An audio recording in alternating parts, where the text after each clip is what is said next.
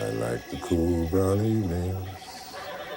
I like the nights as well. I like just sitting by myself.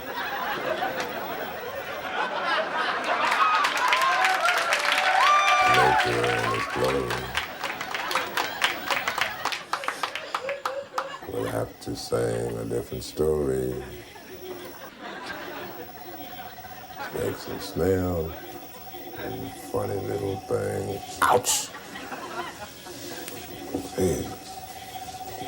Barry White has just been bitten by a northern copperhead. What you've seen here, fortunately, is only a dramatization. But if you were camping with Barry White and something like this happened, would you know what to do?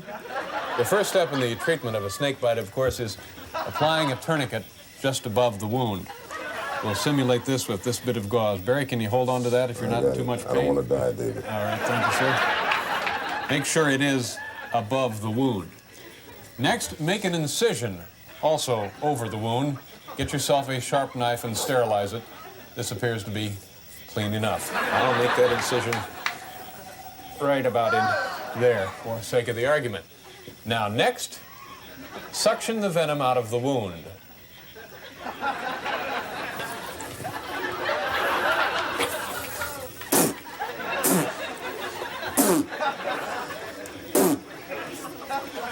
There you are. Now, after that, get Barry White to a doctor immediately. Please. Now, a lot of you are probably thinking, Barry White bitten by a snake?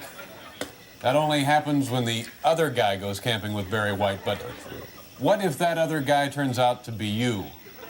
Make sure you know what to do. Thank you and safe camping. Thank you, David. Thank you, Barry. Hi there. Thank you very much. Thank you. Thank you. Thank you. Welcome, welcome to the show, ladies and gentlemen. My name is David Letterman. A nice day outside, isn't it? Yeah. Beautiful day, and we have a fine program for you tonight. Today, of course, is the 100th anniversary of the Brooklyn Bridge, and many of our studio audience members are going over there when we finish here tonight, aren't you? For people who don't know much about the Brooklyn Bridge in other parts of the United States, let me explain something to you now. The bridge originally was built to connect the two boroughs of Manhattan and New York, and was used, Manhattan and Brooklyn. And,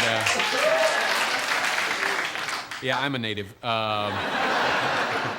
So they connected Manhattan to Brooklyn, and it used it, day and night all the time. But here lately, now that hardly nobody uses it anymore, now that each borough has its own blimpies. So there's... And for those of you across the United States who don't know what a blimpies is, how do you describe blimpies? Yeah. Oh, no. It's a fine place to eat. It's a restaurant. That's what it is. Blimpies. Yeah, we get ladies and gentlemen, if you can sense some additional electricity coming off your television set tonight, it's because today, obviously, is Camping with Barry White Day.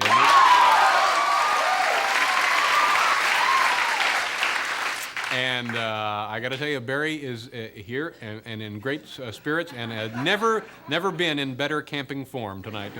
And we'll get to meet Barry a little bit later. Also, this woman, a fine actress and a comely young lass, as we say back in Indiana. No, that's nice to say. No, that is.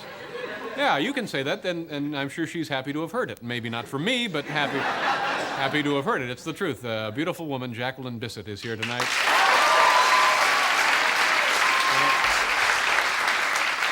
Also, comedian Bob Goldthwait. And other interesting stuff. Tonight, ladies and gentlemen, as I mentioned, is Camping with Barry White Night. And as you know, camping with Barry can be a sublime experience, or it can be, quite honestly, it can be a nightmare. It all depends on your attitude and, frankly, on having the proper equipment. So we went to Barry himself for his list of indispensable camping utensils, and this is what he recommended to us. Ladies and gentlemen, come on up here and...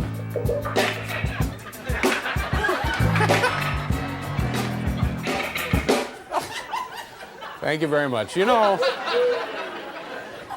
according to Barry White, when you're looking for a sleeping bag, look for three things. One, it should, of course, be round. This goes without saying. It should also have a mirrored ceiling attachment. And finally, it should also have the magic finger massage action.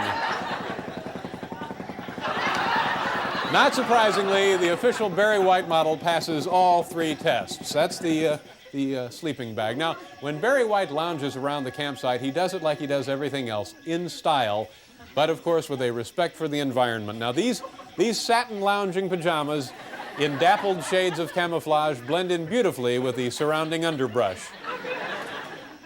Now, for a truly sensual massage, warm oil is a necessity.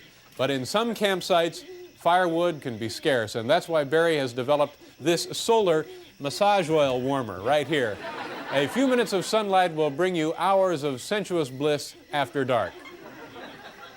See, the sun would come in there and warm that oil right up there. You know, you don't have to take that. It's not necessary, but it could be a lot of fun for you. Now, you can't go camping without cooking utensils, however, and like we see here, the traditional camping utensils. But there's no law that says they can't be stylish. Now, this solid gold mess kit ring lets Barry White's fingers sparkle and also allow him to fry up fish and small game. See, it just puts on the... like this. Okay, now, this handsome gold medallion is more than a handsome piece of jewelry. It's also an ultraviolet bug lamp.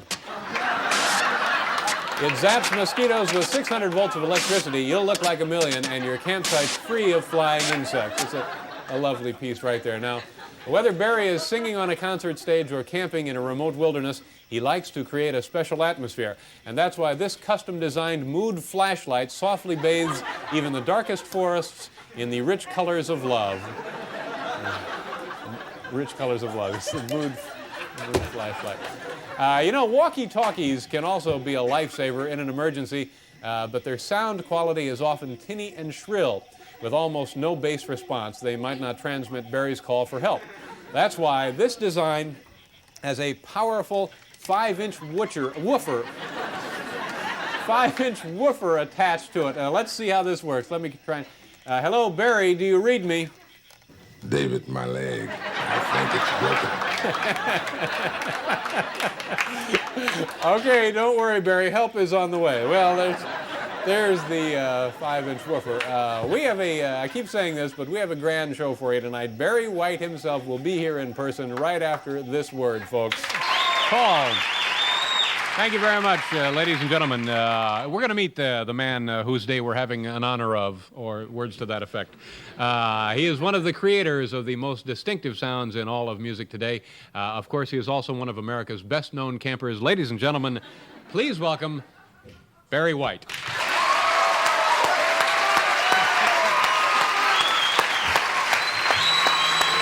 how are you?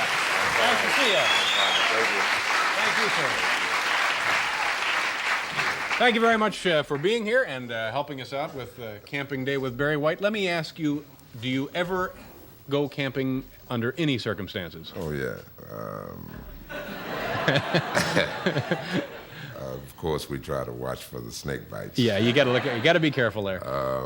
My wife, Glodine, taught me how to camp because where I was raised, the only thing we camped on was your chest or your doorstep. You know? So my wife, Glodine, taught me how to camp, what little I know. Yeah, where would you go if you were, I mean, the first time you went on an official trip? We went up to Sequoia in California, and we got lost up there. Yeah. And I think it was the week that the movie Grizzly had just came out.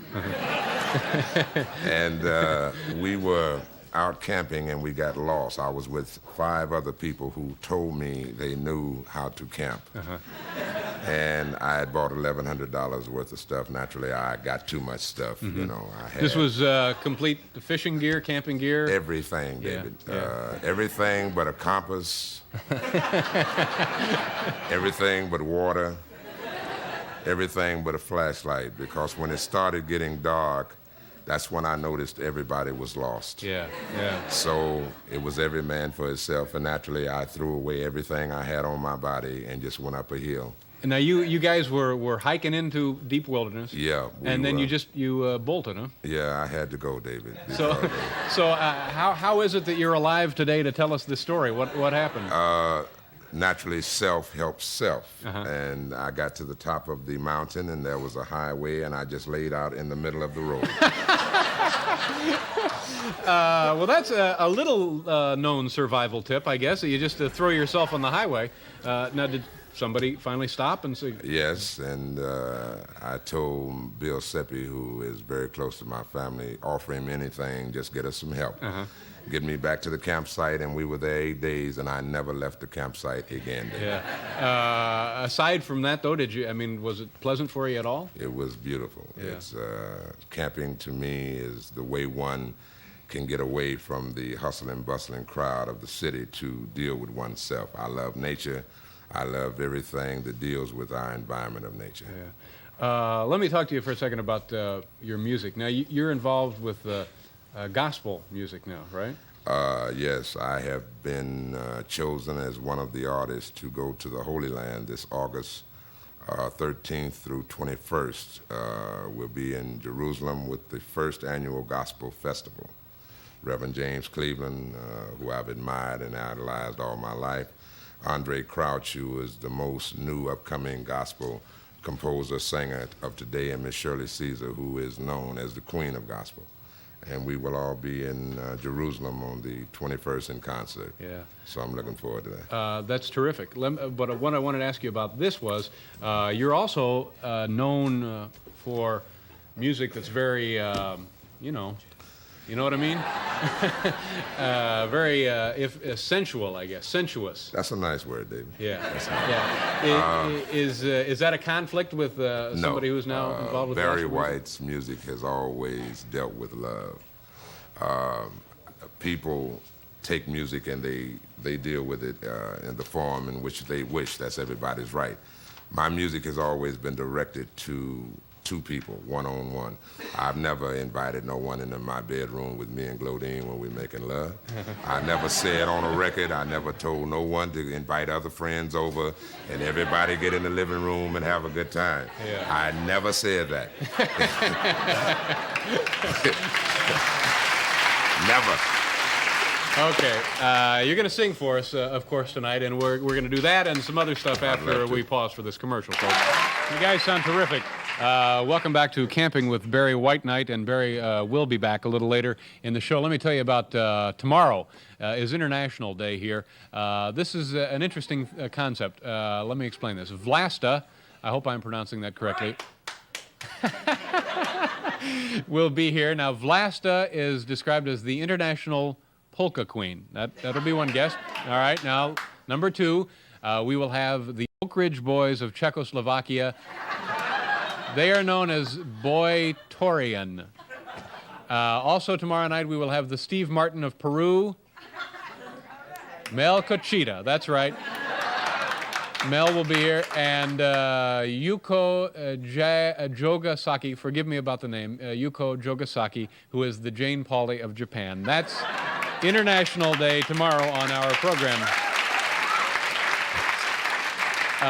Let me take 1 second here to clear something up. We've had a lot of questions about this. When you go camping with Barry White, do not wake him up at dawn to watch the deer feed. Barry likes to sleep until around noon, and so don't even bother going into the tent before then, noon or 1. Now, my next guest is one of the strangest comedians that we have seen in a long while. He works regularly at the Comedy Connection in Boston, Massachusetts. Also at the comic strip right here in New York City, making his network television debut this evening. Please welcome Mr. Bob Goldthwait. Bob.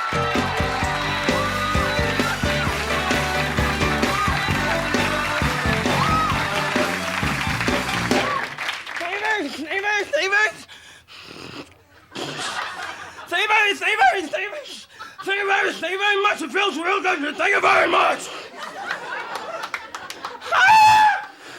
Thank you very much. It feels. Thank you very much. Hey, thank you very much. It feels real good. Thank you very much. Thank Thank you very much. It feels real good to be here tonight.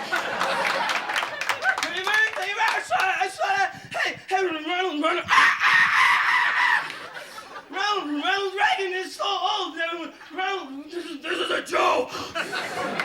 Ronald Reagan's so old when he's so old. He's got jelly beans in his face. I don't get it. No. Thank you very much. My mama had a baby and its head popped off.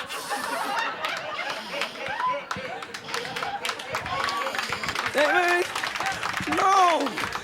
Hey, but seriously, I'm only 19 years old and I would like to meet Jacqueline Bisset. I'm you're right. It feels real good. It feels real good to be here tonight. What's my hair doing? My hair's got a mind of its own. Sometimes I let it drive. I saw Gandhi. Gandhi was a really good film. I've never In my life. No!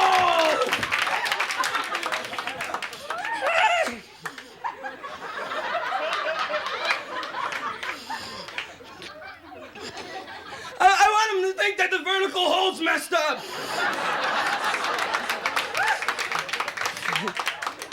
Remember making shampoo horns? I got a new manager, Reuben Kincaid. People have been so nice to me in New York. People have been. Do you know what that is? Do you know what that is? Do you know what that is? I don't know. But it kept me out of the army. My wife is. I had a bad week. I don't even want to be here. I lost my job. No, wait. I didn't really lose my job. I mean, I know where it is still.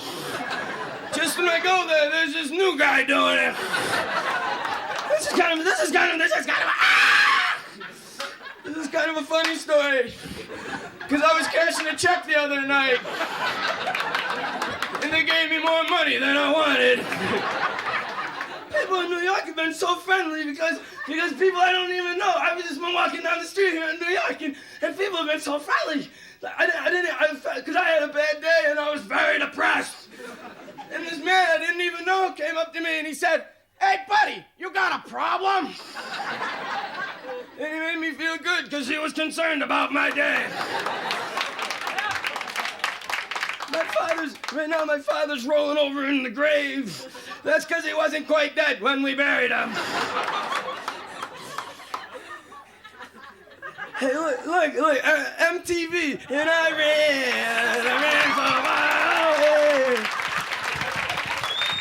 Flock of Nimrods. My wife is so fat. Wait, she's real fat. I don't know.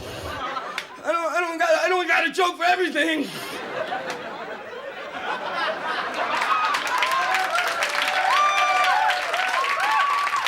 She's so fat. When she puts makeup on, she looks like a subway train. I'm on a roll. Take that like chicken, I know that. Take that like chicken. Take that like chicken, I know that. That ain't a joke. You don't even know what I'm talking about. Have you ever been over to someone's house and they want you to eat some sort of meat that you've never eaten before in your life? And they go, "Here, try this." And I go, "No." They go, "Try weasel." I go, "No." They go, "Taste just like chicken. Taste just like chicken." I go, "Give me some chicken."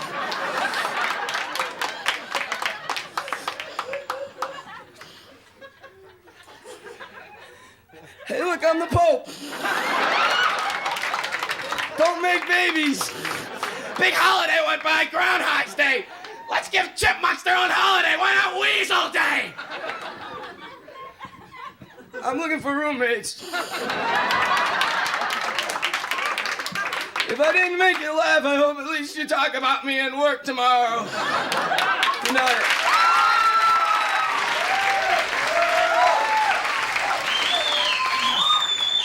How are you? I'm okay. I'm okay. Thank you for having me on the show very much. Thank you for being here. Do you have trouble relaxing or unwinding after? No, you want to go out? You want to go? You and me? We go bowling. You and me? Yeah, we'll do that. We'll go bowling. Will we? I'm going bowling with David Letterman. My mother's gonna be really happy. You and me are a lot of like green party. Yeah, that'll be fun. I paint. This is some paintings I did. Can you see this? Can you see this? Not you. Hold them up right over there. This one here? Yeah. This is my house. Thank you very much. And this is my cat. This is my cat, Al. Thank you very much. This is my cat, Al. This is after my father hit him with a lawnmower. And I made one for you. Oh, you made one for me? All right, let's see that quickly, Bob. Okay, real quick. This is for tonight. See? Can you see? This is Barry and Dave pals. Very nice, Bob.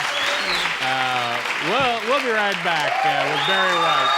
Welcome back, ladies and gentlemen. Of course, Barry White is with us, and in a few minutes, Barry is going to sing another song. And we just wanted to put the finishing touches on Camping Day with Barry White. Here are the essays, and we're going to announce the winner of the essay contest in a minute. Tell me about your first job in professional recording music. David, that was in 1961. I was at a recording studio in Los Angeles and Hollywood, and I was invited by a friend. How old were you then? I was 17. Yeah. And they were doing a song called Tossing an Ice Cube. They never released it, but it was on a female group. 3 girls were singing, and they had hired these people from after, to clap their hands to this rhythm, and they couldn't do it. So I told the guy that was sitting next to me, and I said, I can do it. And so I got the job, and that was my first $100 from the American. Clapping. That's right. When did your voice appear? At what age did this happen? One morning I woke up and I scared my mother and myself. Barry, thanks again. Now, if you want to go back to the campground and get ready to do your final song of the evening, we'll announce the winners of the essay contest. All right, Dave. All right, thank you. We'll be right over there, ladies and gentlemen. Barry White. Well, I think it's time now, of course, to announce the winners of the Barry White Essay Contest. In the last couple of months, we have received over 1,200 essays from all over the United States, as well as Canada and Mexico. Now, the only requirement was to present a compelling case for camping with Barry White. The 50 finalists whose essays I have right here are in our studio audience tonight. It was a difficult task to select the 3 winners, and I want to emphasize that all of you finalists can be very, very proud of your achievements. All right, third prize. And for this, you receive a gold tone pen and pencil set. Kelly Blazek. Kelly, congratulations. Congratulations, Kelly. And the title of the third place essay was Camping with Barry White, The Last Frontier. Congratulations, Kelly. For second prize, and the prize, you receive a Champion portable electric typewriter. Goes to Tom Baker for his essay, Camping with Barry White, Privilege or Responsibility. Congratulations, Tom. All right, and finally, our first prize winner tonight, awarded to Tim and Kathy Tankosik. Their essay was entitled Camping with Barry White, It Might Be Fun. And as...